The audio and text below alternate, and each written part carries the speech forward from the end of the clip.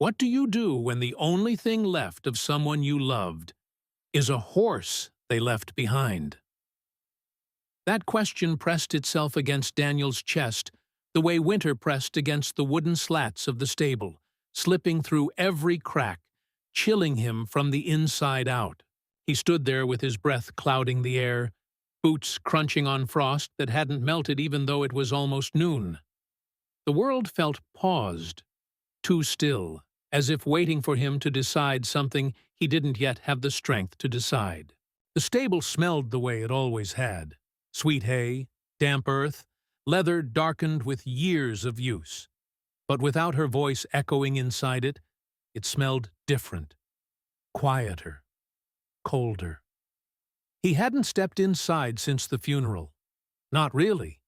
He'd walked past it, sure, glimpsed the weathered red boards from his kitchen window, forced himself not to look too long at the silhouette of the roof where she used to stand, waving him over when supper was ready. But going in? That felt like betrayal, like opening a door to a part of her that was still warm, still breathing, and watching it turn into smoke the second he touched it. And yet, here he was. A gust of wind rattled the loose chain against the gate. He steadied it with a hand that shook. Not from cold, from something heavier. He pushed it open, metal whining. Inside, it was dim. Dust floating in the shafts of light that broke through the slats as though the air itself was holding its breath. That's when he saw him. The foal wasn't much yet. All legs, knobby knees, ribs too sharp under the skin. Not more than a few days old. His coat was a soft dun, still carrying the faint, curled fuzz of birth. He stood awkwardly in the far stall, one ear turned toward Daniel, the other toward the wind. Too small to look like much, but there was something about the way he braced his legs, planted stubbornly even though the straw wobbled under him, as if the whole world had already tried to knock him down, and he wasn't having it. Daniel's throat caught. She had been waiting for this birth, talking about it as though spring itself depended on it. He remembered the way her hand smoothed over the mare's swelling belly, whispering into the thick mane as though the unborn could already hear her. She'd picked names, circled dates, bought tiny halters with brass buckles that glinted like sunlight. And now, she wasn't here to see any of it. The mare was gone too. Complications. He'd been told the foal shouldn't have survived either, not without her milk, not in the freezing storm that had ripped through the valley the night he was born. But here he was, fragile, breathing, alive, when she wasn't. The foal blinked, dark eyes glinting. He didn't move closer, just watched. One small ear flicked back and forth. Daniel felt the heat of that gaze in a way that unsettled him. It wasn't trust, not yet. But it wasn't fear either. More like recognition. Daniel swallowed. His palms itched. He didn't know what to do with his hands anymore. Too many months of not reaching for hers, of reaching and finding only empty sheets. He shoved them into his coat pockets instead. The foal shifted, knees quivering. Then, with a careful, almost hesitant step, he moved forward until his nose brushed the wooden edge of the stall. His nostrils flared, breath puffing in little clouds. Daniel froze. He knew horses could smell hesitation, could sense the quick rhythm of a human's heart even before they heard it. The foal leaned closer, sniffed the air. His muzzle hovered near the sleeve of Daniel's jacket. For a moment, Daniel thought about pulling back, about keeping that last, thin wall between himself and the creature she had left behind. But he didn't move. A soft touch. Barely there.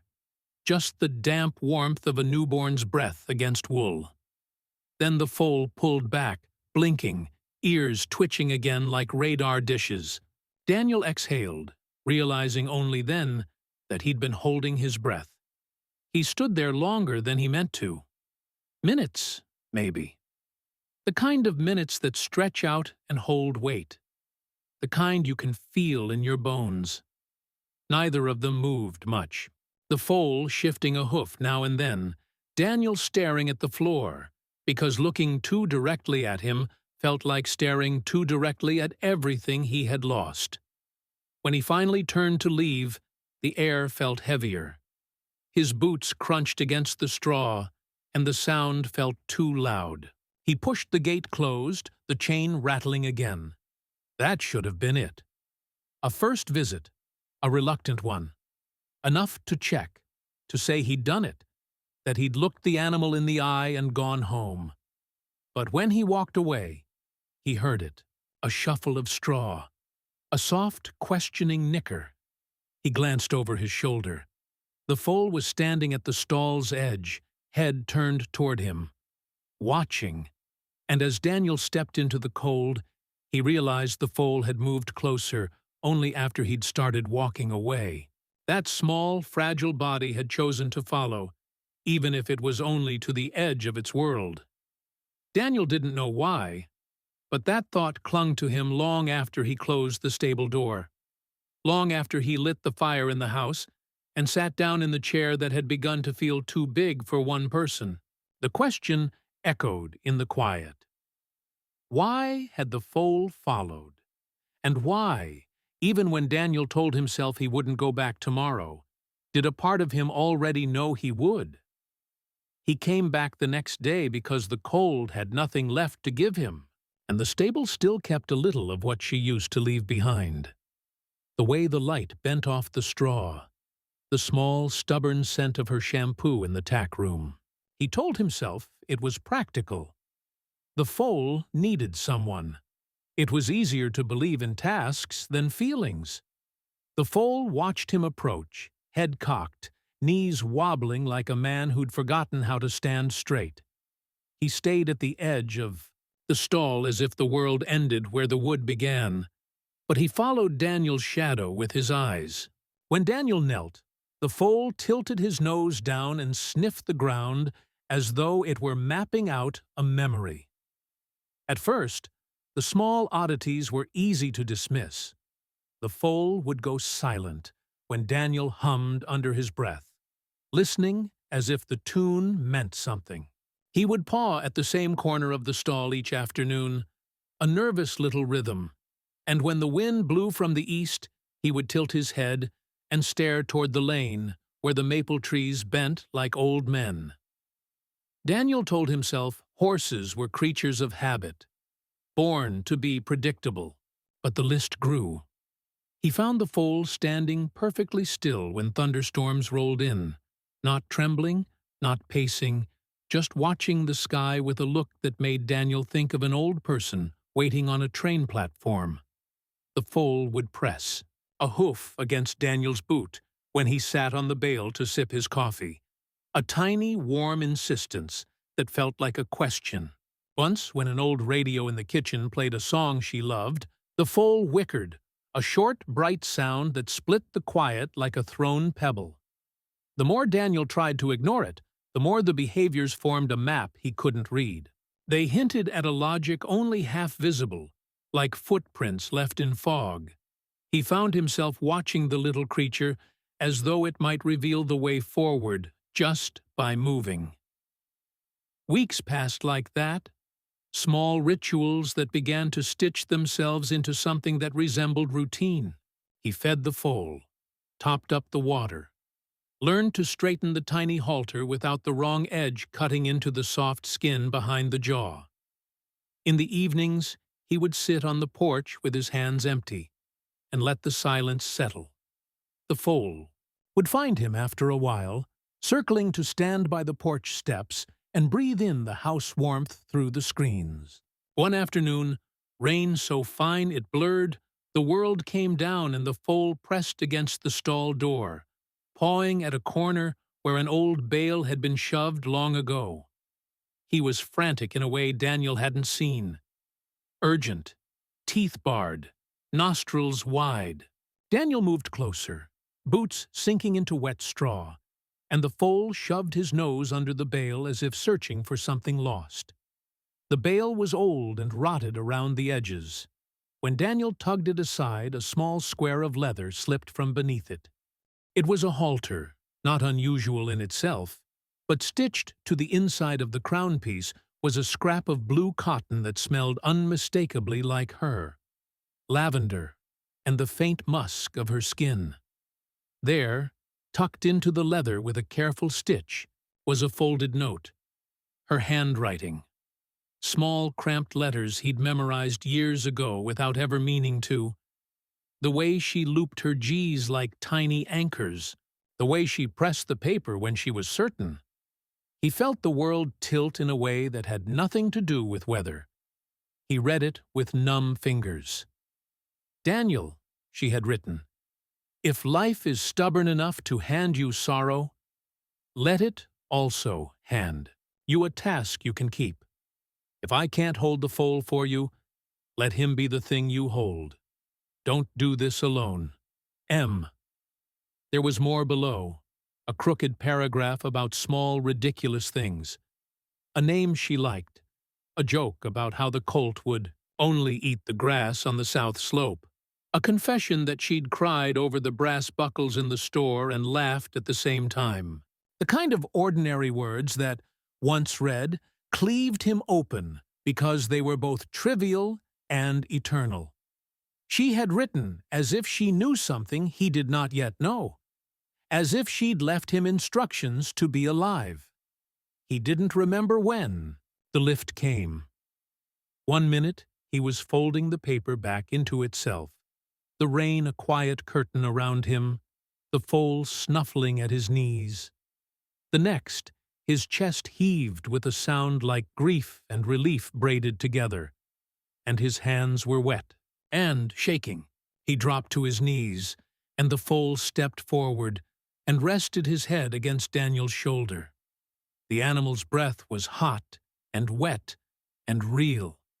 He smelled the same lavender on the little cotton patch pressed against the leather, as if the scent were a bridge made of threads. The sob that climbed out of him was not only for her. It was for everything left half-started in the house, for the dinners left on a stove never cooled, for the conversations that had hung in the air like laundry and had never been brought in. The foal stood there, solid as a promise, and did what horses do when a human breaks. He anchored. He spread his weight against Daniel and stayed. No grand gesture, no fairy tale miracle, just steady breath, a warm, living presence that fit around the shapelessness of pain and made it hold form. That moment did not fix everything, but it shifted something. The future, which had been an empty white room, now had a shape in it, a small head, a warm flank, the breath between breaths. After that night, the barn became a place of small rites. Daniel learned to braid the foal's mane with clumsy fingers. He taught him to tie in a lead. He read the note out loud sometimes, not because he needed to hear the words, but because hearing them aloud made them less like a secret and more like instructions. The foal would stand perfectly still, ears forward, as though the cadence of her voice mattered. There was a moment, months later, when the seasons had slid, and the new green was brave and sharp in the fields, that felt like an ending and a beginning, all at once. They walked the ridge where she used to lead the mare at dusk, the sky the color of old coins. The foal, no longer quite so foal and carrying stubbornness in his legs like age, walked beside Daniel, lowering his head now and then to the grass. Daniel traced the path with his eyes. The fence posts she'd painted in a crooked stripe, the place where they'd buried the small tin box of their wedding corks beneath the hawthorn. They paused at the place where, years before, she'd tied a red ribbon to an old maple so that she could find the way home in storms. The ribbon was gone, weathered off, but the tree bore a new scar of bark where the rope had rubbed. The foal nosed at the ground, and then, as if remembering something not yet his to remember, he turned and nudged Daniel toward the hollow under the roots. There, bound in oilcloth and wrapped with the same care she'd used to wrap sandwiches for long rides, was a photograph. It was of the two of them, younger, ridiculous with wind-blown hair, laughing at something only they understood. On the back she'd written, "For when you forget how to laugh." Daniel didn't realize how long he'd been holding the picture until the wind tore it in half in his fingers, and he laughed, small and raw and real. The sound felt like light. The foal leaned in and rubbed his muzzle along Daniel's cheek, leaving a smear of dirt and warmth. Time did not stop. It did not smooth the edges of everything overnight. But the days moved differently, less like a repetition of absence and more like a slow accrual of small belongings. The foal's hoof print in the clay by the porch, a rope swing mended to hold both of them, a pot of coffee shared with the shape of another habit. Where he had been locked behind his grief, Daniel found himself walking through rooms, touching objects as if they were pieces of an argument he could still win. The final gift was not a revelation so much as a recognition. One evening, when the summer sky burned long and thin, the foal trotted ahead of him and stopped at the place where the old mare used to stand and look out over the valley. The colt planted his feet and lifted his head, nostrils flaring. He nickered, a single bright note, and then, without any urging, turned back and pressed his forehead to Daniel's chest. No words, no map, just presence.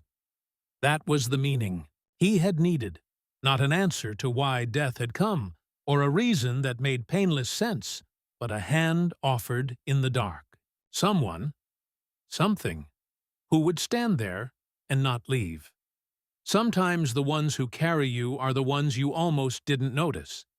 If this story touched you, subscribe, leave a comment, press follow, and hit the bell icon so you can be here for the next story that just might change your heart.